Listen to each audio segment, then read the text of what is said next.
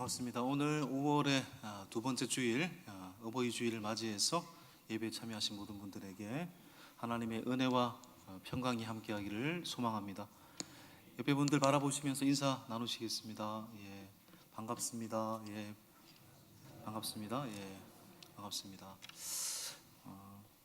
여러분 그 영화이기도 하고 소설로도 유명한 이 흐르는 강물처럼이라는 영화 보신 적 있을 겁니다. 저도 굉장히 제가 보기에는 저에게 울림을 준 영화 중에 다섯 손가락 안에 드는 영화라고 생각하는데, 여기 보면 이 노먼 맥클린이라는 사람이 소설을 쓴 사람이기도 하고 주인공이기도 하죠.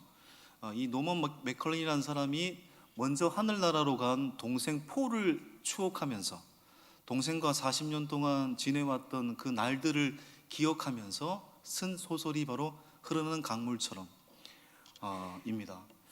여기 보면은 이 아버지가 목사님이기도 하신데요. 가장 최고의 명장면이 뭐냐면 첫째 아들 이 노먼과 아버지가 대화하는 장면이거든요. 아버지가 이렇게 이야기를 합니다. 둘째 아들 폴이 먼저 하늘나라로 갔으니까 얼마나 마음이 아프시겠어요.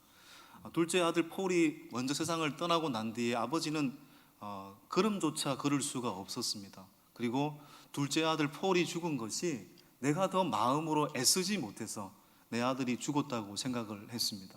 그렇게 자책을 하고 있을 때 첫째 아들이었던 노먼 맥클린이라는 첫째 아들이 아버지에게 그렇게 이야기를 합니다. 아버지는 목사로서 수많은 회중들에게 늘 이렇게 말씀하셨잖아요. 완벽하게 이해하지 못해도 완벽하게 사랑할 수는 있습니다.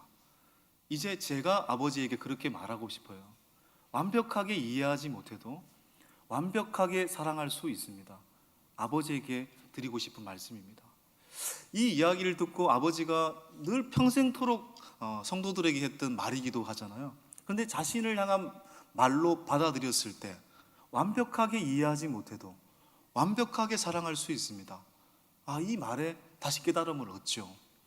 그렇구나. 내가 아들의 죽음을 완벽하게 이해하지는 못했지만 폴이 살아있을 때 내가 순간순간 완벽하게 그를 사랑했고 그에게 내가 얼마나 사랑했는지 그 마음이 읽어지니까 아버지가 다시 내가 완벽하게 이해하지 못하더라도 40년 동안 완벽하게 사랑한 아들을 마음으로 이렇게 보내주는 그런 장면이 등장합니다.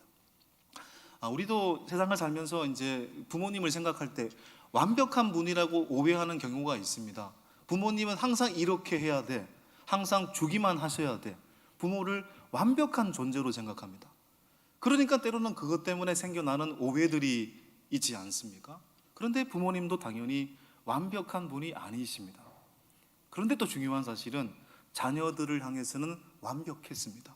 그 완벽함이라는 것이 수치로 100%를 말하는 것이 아니라 부모로서 자녀에게 전심을 다했다라는 말인 것입니다. 오늘 이 에베소서 본문은 우리가 어버이 주일 때마다 늘 봐야 되는 본문입니다. 저는 사실 그냥 다른 본문 빌립보서를 그냥 가려고 하다가 이때 아니면 다시 이 본문을 들여다볼 시간이 없다고 생각을 하고, 늘 아는 얘기지만 다시 오늘 이 시대의 말세의 시대에 우리에게 말씀하시는 하나님의 그 명령을 다시 한번 들어봤으면 좋겠습니다. 골로새서 3장 20절과 에베소서 6장 1절 3절은 같은 말씀입니다. 같은 사도 바울이 썼던 글이기도 하기 때문에요. 바울은 오늘 에베소서 6장 1절에서 이렇게 단도직입적으로 이야기하고 있습니다. 자녀들아, 주 안에서 너희 부모에게 순종하라. 순종한다라는 말은 경청한다라는 말도 갖고 있습니다. 부모의 말에 경청하라는 얘기죠. 그러나 부모가 여러분 무엇을 하든지 경청하고 순종해야 될까요? 그건 당연히 아니죠. 너 사기쳐라, 너 나쁜 짓 해라, 이건 순종할 수가 없죠. 오히려 중요한 단서는 주 안에서 너희 부모에게 순종하라는 말입니다. 주 안에서. 오늘날 많은 가정에서 자녀를 훈계하는데 애를 먹고 있는 시대를 살고 있기 때문에 마치 오늘 이 6장 1절의 말씀은 시대착오적인 말씀처럼 들려지기도 합니다. 너무 올드한 말 아니냐, 오늘날 시대가 어떤 시대인데 자녀가 부모를 공경해야 돼, 너무 올드하고 감흥마저 없습니다. 데릭 무어의 폭풍 속의 가정이라는 책 제가 요즘 읽고 있는데 미국이나 우리나라나 똑같은 것 같아요. 예. 점점 더 이 부모님에 대한 존중심이 사라져가는 시대를 살고 있는 것 같아요. 그런데 성경은 말하고 있습니다. 왜 부모님을 공경해야 되느냐 이유를 대봐라. 예. 수많은 이유를 말하지 않습니다. 순종해야 되는 이유는 단 한 가지죠. 1절 하반절에 이것이 옳으니라. 예. 옳은 일이기 때문에 그렇습니다. 옳은 일이기 때문에. 이 옳은이라는 이 단어가 쓰여진 성경이 또 하나 제가 있음을 또 발견했습니다. 마르다와 마리아 여러분 이야기 보면은 마르다 마리아 남매가 어느 날 예수님이 신방 오신다는 소식을 듣고 열심히 음식을 준비했습니다. 잡채도 준비하고 갈비찜도 준비하고 드디어 예수님이 오셨죠. 신방을 오셨죠. 신방을 오시니까 마리아가 동생 마리아가 예수님 곁으로 쪼로로 가서 예수님을 환영하고 예수님 말씀을 듣습니다. 그런데 5분 10분이 지나도 계속 예수님 말씀을 듣습니다. 근데 주방에는 여전히 마르다가 예수님께 대접할 음식을 준비하고 있었습니다. 주방에서 혼자 마르다가 일을 하는 거죠. 한참이 지나서 마르다가 예수님에게 소리칩니다. 예수님 제발 제 동생 얄미워 죽겠어요. 마리아한테 좀 제발 부엌에 와가지고 언니 일 좀 도와주라고 말씀 좀 해주세요 라고 얘기를 했더니 예수님께서 그 마르다에게 뭐라고 얘기합니까? 마르다야 네가 분주하구나. 네가 이 주방 일로 분주하구나. 네가 여러 가지를 택하든지 아니면 한 가지를 택하는 것이 좋은 것이니라. 너 동생 마리아는 옳은 일을 선택했으니 빼앗기지 않을 것이다. 이렇게 예수님이 말씀하셨습니다. 마리아는 좋은 일을 선택했으니 빼앗기지 않을 것이다. 이때 좋은 일과 오늘 에베소서 6장 1절에 옳은 일은 같은 단어입니다. 그러니까 주님의 말씀을 듣는 것은 옳은 일입니다. 어떤 상황 속에서도 주님의 말씀을 듣고 사는 것이 그리스도인에게 가장 옳은 일입니다. 마찬가지로 내 부모에게 순종하는 것도 옳은 일입니다. 성경은 그 이유를 이렇게 이야기하고 있는 거죠. 여러분 솔직히 부모님을 공경하는 것이 힘든 분이 있을 수 있습니다. 그러나 그게 또 부끄러운 것도 아니에요. 인간인지라 때로는 부모님 때문에 상처를 입을 때도 있을 겁니다. 그 자체가 여러분 부끄러운 일도 아니고 죄책감을 가질 일도 아니라고 생각합니다. 어떤 의미에서 실제로 부모로부터 마음의 상처를 받았다는 이들도 많습니다. 그 이유는 부모님이 나쁜 사람이기 때문이 아니라 그 말은 그분도 어쩔 수 없는 인간이라는 것을 의미하는 겁니다. 그런 의미에서 부모님에게 순종하고 부모님의 말씀에 경청하는 것은 단순히 다수결 합의에 의해서 이루어진 결정이 아니라 성경은 말하고 있습니다. 이것이 뭐한 일이기 때문에? 옳은 일이기 때문에. 그리고 중요한 것은 부모님을 순종하는 그 과정을 통해서 하나님과의 관계를 생각하게 된다는 겁니다. 육신의 부모를 공경하는 일은 바로 보이지 않는 우리의 영적 부모이신 하나님을 섬기는 일과 밀접한 관계가 있다는 겁니다. 여러분 좀 더 해석을 해보면요, 2절에서 바울은 내 아버지와 어머니를 공경하라, 이것은 약속이 있는 첫 계명이니. 이 십계명을 인용한 거예요. 이 본문은 사실 약속이 있는 첫 계명이니. 출애굽기에 좀 읽다 보면 약속 있는 첫 계명이란 말이 등장하거든요. 부모를 공경하는 것은 약속 있는 첫 계명이다.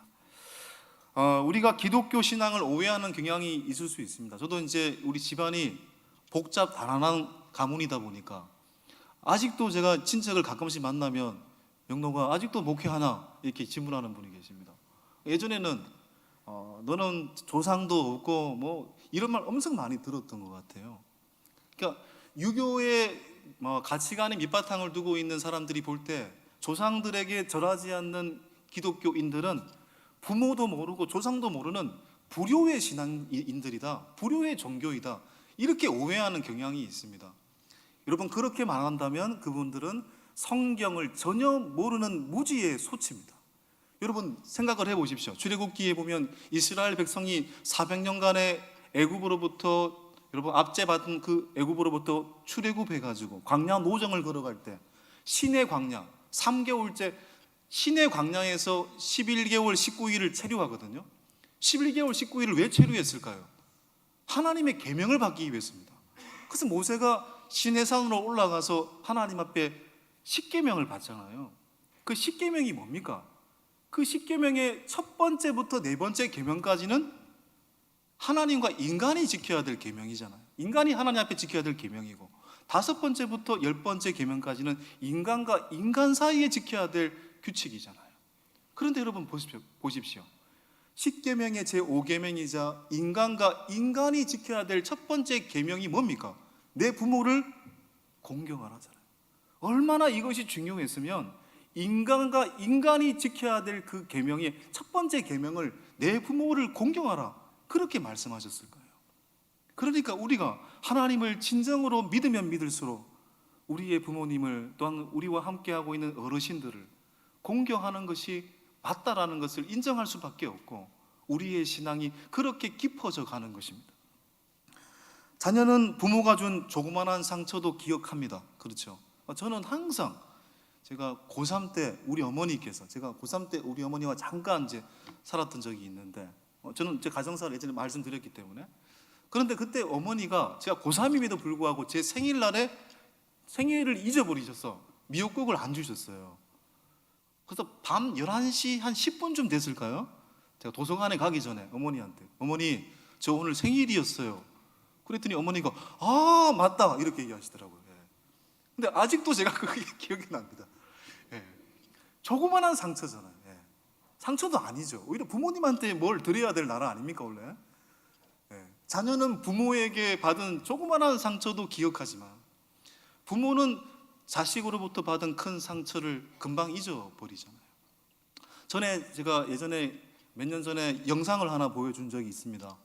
82세의 아버지와 52세의 아들이 이렇게 대화하는 장면, 영상을 보여준 적이 있어요. 무슨 얘기냐면, 아버지가, 이 아들이 어린 시절에 이 텐마루에서 이제 이야기를 나누다가 아들이 갑자기 아버지, 아빠 저 새가 뭐예요? 라고 질문을 던졌습니다. 그랬더니 아버지가 저 새 까마귀란다. 그런데 아들은 그 이후로부터 22번 더, 총 23번이나 아빠 저 새가 뭐예요? 까마귀란다. 23번이나 다정하게 아버지는 무한 대답하듯이 아들에게 까마귀란다라고 대답해 줬습니다. 그렇게 40년이 지나가지고 아버지가 82세가 되고 아들이 52세가 되었을 때, 아버지는 기억을 상실하는 병에 걸리셨습니다. 그렇게 아버지와 아들은 또 40년 전과 똑같은 상황에서, 이때는 아버지가 아들에게 질문을 던졌습니다. 아들아, 저 새가 뭐냐? 아버지, 까마귀예요. 그러자 5분이 지나고 또 아버지가 질문합니다. 아들아, 저 새가 뭐야? 아버지, 까마귀라고요. 그리고 나서 또 5분이 지나서 아버지가 또 질문합니다. 아들아, 저 새가 뭐야? 아버지, 까마귀라고 제가 몇 번 말씀했어요. 까마귀. 그러면서 그렇게 대답하고 짜증 부리는 순간, 아들은 40년 전 이야기가 떠올랐습니다. 자기는 지금 아버지에게 3번을 대답하는 것 때문에 짜증을 냈는데, 아버지는 23번, 아니 그 이상이라도 질문했을 때 다정하게 말씀하셨던 그 아버지의 말씀, 그 사랑이 생각이 나서 아들은 하염없이 눈물을 흘렸죠.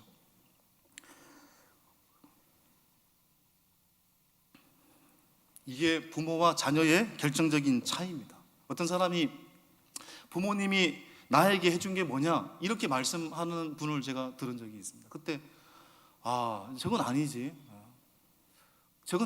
물론 저도 그런 모습이 있었겠죠. 근데 저건 아니지, 객관적인 입장에서 봐도 저건 아니지라는 생각이 들었습니다. 정말 몰라서 하는 말이겠죠. 지금 살아있다라는 것이 말할 수 없는 은혜를 받았다라는 것을 의미하는 거잖아요. 그러니까 제가 친한 친구가 딱 한 2명 있는데, 제가 서울에 사는 한 명 친한 친구는 이제 대구로 담임 목사 청빙을 받아서 대구로 떠났고, 한 명이 이제 지금 세문안교회에서 목회를 하고 있는데, 지금 막 담임 목사 이렇게 청빙한다고 이렇게 서류 내고 이렇게 해서 제가 대화를 많이 나누고 있는데, 이 친구가 참 대단한 친구예요.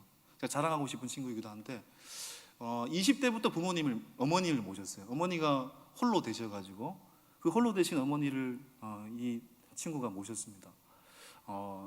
형은 일찍이 미국에서 이제 일을 한다고 떠났고, 누님도 일본에서 생활을 하시기 때문에 제 친구가 어머니를 홀로 모셨는데, 지금도 어머니가 작년에 이제 기억을 상실하는 병에 걸리셔가지고 요양병원에 있는 어머니를 집에서 모시겠다고 해서 사모님과 더불어서 이제 모셨죠. 제가 가끔씩 물어보면 어제 어머님이 벽에다가 이렇게 볼일을 보셔가지고 그런 이야기도 하고, 그러면서 제가 지난 주간에도 그렇게 질문을 던졌습니다. 안 힘드냐? 안 힘드냐? 정말 힘들겠다. 이렇게 질문을 던졌더니 친구가 뭐가 힘드냐고. 어머니가 지금까지 나를 길러주고 공부시켜주고 먹여주고 여태까지 나를 길러줬는데 나는 발끝에 티끌도 안 되지. 그런 말을 하는데 제가 너무 부끄럽기도 하고 너무 좀 눈물이 나더라고요. 여러분, 갓난아이 때 누가 먹이고 입히고 재웠겠습니까? 누가 입히고 먹이고 재웠습니까? 일본의 기독교 여류 작가 미우라 아야코가 쓴 이 빙점이라는 여러분 작품을 아실 겁니다. 드라마로도 우리나라 아침 드라마로 나왔던 적이 있거든요. 그 빙점의 마지막 장면이 뭐냐면은 이 주인공이 자기의 태생의 비밀을 알게 돼요. 자신의 어머니가 첩의 딸이라는 것을 알게 되었습니다. 그리고 자기는 첩의 딸의 소생이에요. 그러니까 얼마나 어머니를 미워할 수밖에 없었고, 자기의 신분이 너무너무 부끄러워가지고 내가 이제 죽어버려야 되겠다, 자살을 결심했습니다. 그래서 주인공이 어느 날 언덕 위로 올라가죠. 죽으려고. 그날은 눈이 하염없이 내렸던 날이었습니다. 눈밭을 헤치고 언덕 위로 올라가서 뛰어내리려고 했습니다. 그런데 죽기 전에 자기가 걸어왔던 발자국을 바라봤습니다. 무심코. 그런데 그 발자국이 삐뚤삐뚤한 거예요. 나는 똑바로 걸었다고 생각했는데 그 발자국이 삐뚤삐뚤한 겁니다. 그러면서 그는 생각하게 되었습니다. 그렇구나. 어머니도 완벽한 분이 아니셨구나. 나와 같은 똑같은 인간이셨구나. 그러면서 그 발자국을 통해서 어머니를 생각하게 되고 어머니를 이해하게 되고 결국 용서하게 되죠. 여러분, 생각을 해보십시오. 부모님이 완전하였다면 나는 좀 더 잘 살았을 거야, 이렇게 생각하는 분들이 많으실 겁니다. 우리 부모님이 다른 집안의 부모님보다 더 잘 살았다면 나도 훌륭한 사람이 되었을 거야. 우리 집안이 가난하지 않았다면 나는 좀 더 멋진 사람이 되었을 거야. 효자가 됐을 거야. 효녀가 되었을 거야. 여러분, 정말 그럴까요? 정말 그럴까요? 한번 생각을 해보십시오.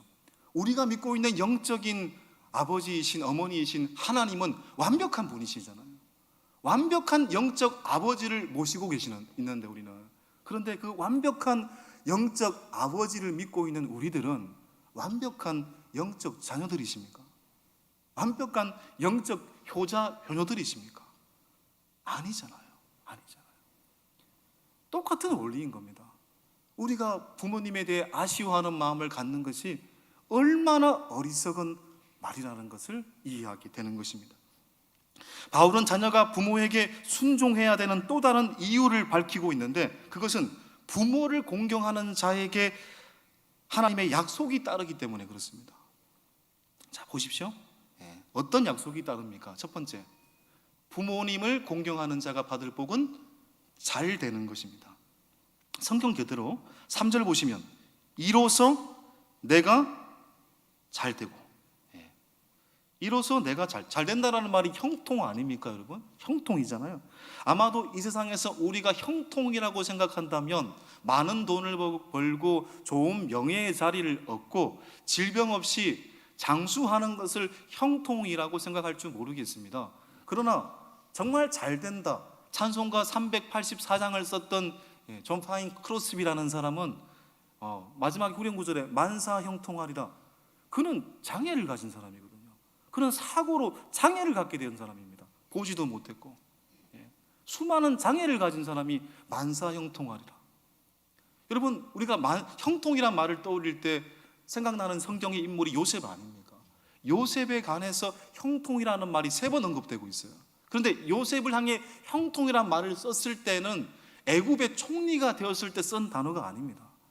그가 억울하게 형들에 의해 팔렸을 때, 종살이를 할 때, 감옥살이를 할 때, 그때 형통이라는 말을 쓰고 있어요. 무슨 말입니까? 여호와께서 함께 하셨기에 요셉이 형통했다라는 겁니다. 진정한 형통은 여호와께서, 하나님께서 우리와 함께 하는 것입니다. 우리와 함께 하는 것이 우리의 믿는 자들에게 형통이죠. 자녀가 부모의 손을 잡으면 수많은 군중 속에서도 안심인 거잖아요. 부모의 손을 꼭 잡고 있으면 어떤 일이 있어도 자녀는 흔들리지 않는 거죠. 그게 형통인 거잖아요. 여러분 보십시오. 만약 그 바울이 썼던 이 디모데 후서 3장 2절을 보면은요, 부모님에 대한 자녀의 거역을 말세의 징조라고 했습니다. 또 자녀들이 부모에게 순종하지 않으면 어떤 일이 벌어지는가? 역대하 24장 20절 보시면은요, 자 한번 읽어보겠습니다. 너희가 어찌하여 여호와의 명령을 거역하여 스스로 형통하지 못하게 하느냐? 여호와의 명령, 이때 여호와의 명령은 네가 어떻게 부모님을 공경하지 아니해서 스스로 형통한 길을 박차느냐? 마가복음 7장 10절 보면요, 진짜 잘 될 수가 없다는 겁니다. 부모를 거역하면. 자, 마가복음 7장 10절, 제가 읽어드릴게요. 모세는 내 부모를 공경하라 하고 또 아버지나 어머니를 모욕하는 자는 죽임을 당하리라. 그러니까 레위기에서도 그렇고 신명기에도 나와 있는데, 부모를 거역하는 자에 대해서는 죽임을 면치 못하겠다, 이런 표현을 쓰거든요. 잘 되지 못하는 겁니다, 쉽게 말해서. 여러분, 우리나라 1994년도에 굵직굵직한 사건들이 많이 일어났거든요.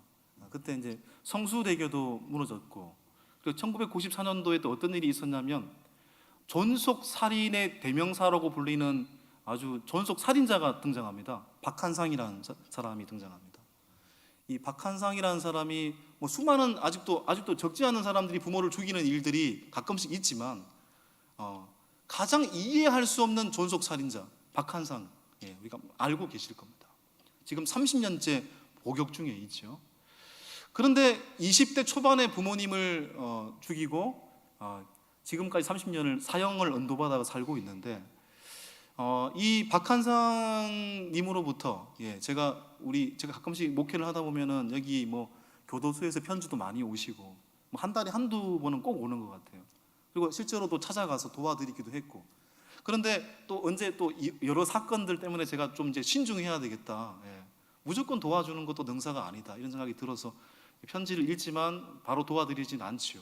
근데 이번에 편지가 왔는데 제 눈을 의심했습니다. 박한상, 바로 그 사람이었습니다. 30년 전에 부모를 죽인 존속살인자. 이 박한상은요, 부모로부터 전폭적인 지원을 받았던 아들이에요. 부모로부터 상처도 거의 받지 않았던 아들입니다, 어떤 의미에서는. 표면적으로 봤을 때. 그리고 유학도 보내줬죠, 부모님께서. 그런데 그 부유함 때문에 오히려 교회도 떠나고 유학 중에 마약에 손을 대고 마약을 복용하고 도박에도 손을 대고 또 도박 중독자가 돼가지고 재산을 탕진하죠. 결국은 공부하다가 몰래 한국에 들어와가지고 부모님한테 발각이 되고, 그리고 어느 날 이제 결심을 합니다. 부모를 죽여야 되겠다. 부모의 재산을 가로채야 되겠다. 빚도 갚아야 되니까. 그래서 부모를, 아버지일 겁니다, 40차례 칼로 여러분 찌르고, 그걸 화재 사고로 둔갑을 시켜가지고 회피하려고 해서나 발각이 됐죠. 그래서 30년째 지금 아마 대구 경북 어떤 교도소에서 복역 중에 있는 것으로 제가 그 편지 내용을 보고서 봤습니다. 그런데 거기 보면은 내용은 그거였어요. 내가 너무너무 많이 아프다. 이것도 아프고 저것도 아프고 좀 도와달라는 얘기죠. 아마 이런저런 교회 다 보냈을 겁니다. 제가 그걸 보면서 느꼈습니다. 부모를 공경하라 하셨는데 부모를 공격한 자의 비참한 말로가 이런 모습이구나. 본인은 회심했다고 했는데 제가 기사를 바로 찾아보니까 많은 분들이 회심했다고 믿으면 안 된다고 하더라고요. 영상도 쭉 보니까. 굉장한 사이코 기질이 있는 사람이고, 부모를 공격한 자의 비참한 말로가 어떠한가. 여러분, 주 안에서 부모님을 공경하는 자녀가 받을 두 번째 복은 뭡니까? 장수하게 된다. 자, 3절 하반절에 보면 이로써 내가 잘되고 땅에서 장수하리라. 여러분, 오래오래 살고 싶으면 그러니까 뭐 하면 됩니까? 부모님에게 효도하면 된다라는 말이 되겠죠. 근데 이 장수라는 말이 어떻게 해석을 해야 될까요? 땅에서 장수한다라는 말을, 우리가 성경에서 가장 오래 산 사람이 누굽니까? 바로 아담의 8대 손이었던 무드셀라, 969세를 살았습니다.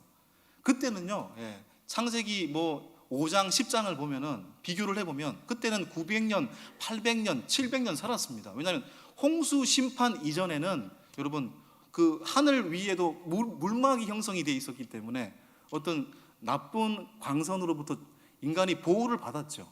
그래서 아마 노아가 더뎠을 겁니다.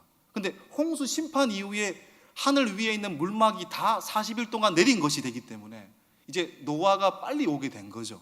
하여튼 그런 이유 때문에 인간이 오늘날 오래 살아도 120년 여기까지가 한계일 것 같아요.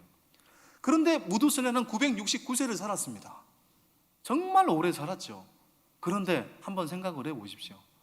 하나님의 시선 속에서 50년을 산 사람이나 10년을 산 사람이나 969세를 산 사람이나 뭡니까? 똑같이 밤의 한순간에 지나지 않는 겁니다. 1000년이 하루 같고 하루가 1000년 같다라는 이 한 가지 사실을 너희가 기억하라. 하나님의 시선 속에는 1000년이나 하루나 같은 관점이라고 볼 수 있는 것입니다. 그런데 여러분, 예수님은 이 세상에서 육신을 입고 33년을 사신 분이시지만 시간의 역사가 종결될 때까지 우리의 믿음의 대상이 되시는 분이시잖아요. 그런 의미에서 성경이 말하는 진정한 장수의 의미는 몇 년을 네가 살았느냐를 의미하지 않는 겁니다. 여러분, 그렇죠? 우리가 이런 질문을 많이 던집니다. 이건 제가 세가족 공부할 때도 이런 질문 많이 받았고요. 그러니까 저도 지금 이 순간도 질문을 던지고 있죠. 우리가 그 신생아 중환자실이나 어린이 중환자실 이런 데 가보면은요, 정말 불공평하다라는 생각이 딱 들어요. 저렇게 청결하고 고귀하고 깨끗한 어린 영혼들이 여러분 저렇게 누워 있는 거 보면은 이거 세상 불공평한 거 아닌가? 이런 생각 들고요. 그리고 정말 부유하고 오래 살고 이건 정말 너무 행복한 복을 받은 거 아닌가? 비교를 해보면 머리가 어지러울 정도로 답변을 할 수가 없습니다. 저도 하나님의 주권 그때 되면 알겠죠. 이 정도밖에 말할 자격이 없는 사람이죠. 그런데 전에도 말씀을 드린 적이 있는 것 같아요. 호프라는 아이의 이야기를 듣고 나서 좀 저의 생각이 좀 이해되기 시작했습니다. 이 질문에 대한 부분이. 호프라는 아이가 영국에서 2015년도에 태어났습니다. 근데 이 아이는 태중에 있을 때부터 바로 죽습니다. 어머니 뱃속에서부터 나오는 순간부터 바로 죽습니다라고 의사가 이렇게 이야기를 했습니다. 그런데 부모는 호프라는 이 아이를 낳겠다 결심을 하죠. 실제로 아이를 출산하고 74분 만에 다시 하늘나라로 갔습니다. 74분. 74일도 아니에요. 1시간 14분 이 땅에 있었습니다. 얼마나 불행할까 우리는 생각할 수 있잖아요. 그런데 이 호프라는 아이는 최연소 장기 기증 리스트에 올라와 있는 사람입니다. 자신이 죽음으로 자기가 쓸 수 있는 모든 장기를 다 이렇게 공유했습니다. 여러분, 무슨 얘기일까요? 74분을 살았지만 이 호프라는 존재를 통해서 장기를 기여받은 어떤 사람은 살아났고 다시 생명을 연장했거든요. 여러분, 74분을 살았지만 그 사랑을 깨닫고 부여받은 그 가족들과 혜택을 받은 사람은 일평생 호프라는 그 생명에 대해서 감사하지 않겠습니까? 그리고 이 이야기를 아는 모든 사람들은 이 아이를 기억하지 않겠습니까? 예수님은 33년을 살고 자신의 인생을 바치고 인류를 구원했듯이 호프도 마찬가지인 거죠. 여러분, 무슨 얘기입니까? 그런 의미에서 물론 인생의 물리적인 길이도 중요하겠지만 성경에서 말하는 진짜 장수의 의미는 그게 아니다라는 겁니다. 불법을 행하고 불의를 행하고 부모님의 가슴에 못을 박고 그렇게 사는 100년, 120년의 장수가 무슨 복이겠습니까? 박한상 군의 그 행동, 여러분 그 사람이 100년을 산다 한들 그게 무슨 복이겠습니까? 그러니까 주 안에서 내 부모에게 순종하는 자가 받는 이 장수의 복은 본질상 단순히 몇 년을 더 산다는 의미가 아니라 육신의 부모에게 순종하는 자가 잘 되지 않겠느냐, 보편적으로. 하물며 하나님, 영적 부모이신 하나님에게 순종하는 자는 영생을 누리게 된다라는 것을 말하고 싶은 것입니다. 우리의 본질적인 생명과 장수는 다시 말해 예수님을 진정으로 믿는 데 있다라는 겁니다. 잠언 말씀에 그래서 이런 말씀이 있지 않습니까? 잠언 말씀 한번 띄워주시겠습니까? 시작. 여호와를 경외하면 장수하느니라. 그러나 악인의 수명은 짧아지느니라. 여러분, 하루하루 의미 있게 살아가는 이 하루가 의미가 있는 거죠. 이 하루를 허비하고 불의를 행하고 불법을 행하고 이 하루가 무슨 가치가 있겠어요? 여러분, 그러니까 부모님에게 순종할 때마다 우리는 영적인 부모님이신 하나님께 순종하는 연습을 하고 있는 겁니다. 전에도 말씀을 드린 적이 있습니다만은 가나안 농군학교의 창시자 설립자인 김용기 장로님께서 한참 우리나라가 데모를 많이 할 때 학생들이 이렇게 이야기를 했습니다. 데모하지 못하는 학생들은 희망이 없다. 젊은이는 데모할 줄 알아야지. 그런데 데모를 할 때는 무력으로 하지 말고 평화적으로 해라. 그리고 데모할 자격이 있는 사람들만 데모를 해라. 부모에게 효도하는 사람만 데모를 해라고 했습니다. 아니, 데모는 국가와 민족을 위한 일인데 부모님에게 효도하지 못하는 자가 어떻게 국가와 민족을 논할 수가 있겠느냐. 세상에는 두 가지의 잘못된 모습이 있다. 첫 번째는 하나님을 모르는 일이고 두 번째는 불효하는 일이다. 여러분, 그렇다면 부모님이 안 계시면 어떻게 살아가야 됩니까? 먼저 떠나가셨거나 부모님이 안 계신다면 이건 여러분 넓게 해석을 해야 되는 거죠. 부모님을 공경하라. 부모님 같은 어르신들을 공경하라고 말할 수도 있는 거고요. 또 함께하는 사람들에게 존중하라. 그렇게 학대 해석하면 되는 거죠. 누구에게든지 그 마음으로 살라는 얘기죠. 레위기 19장 32절을 보시면은요. 자, 보십시오. 너희는 샘머리 앞에 일어서고 노인의 얼굴을 공경하며 내 하나님을 경외하라. 경외하라. 성경의 이 가르침은 하나님 따로 이웃 따로 가지 않잖아요. 하나님을 사랑하라. 이웃을 사랑하라. 하나님의 계명에 순종하라. 내 부모에게 순종하라. 같이 갑니다. 하나님을 공경하는 사람이 보이지 않는 형제를 무시할 수 있겠습니까? 하나님께 순종하는 사람이 내 부모님을 순종하지 않는다라는 것은, 순종 안 한다라는 것은 말도 안 되는 얘기죠. 이 어버이 주일을 맞이해서 다시 한번 우리의 가슴 속에 새겼으면 좋겠습니다.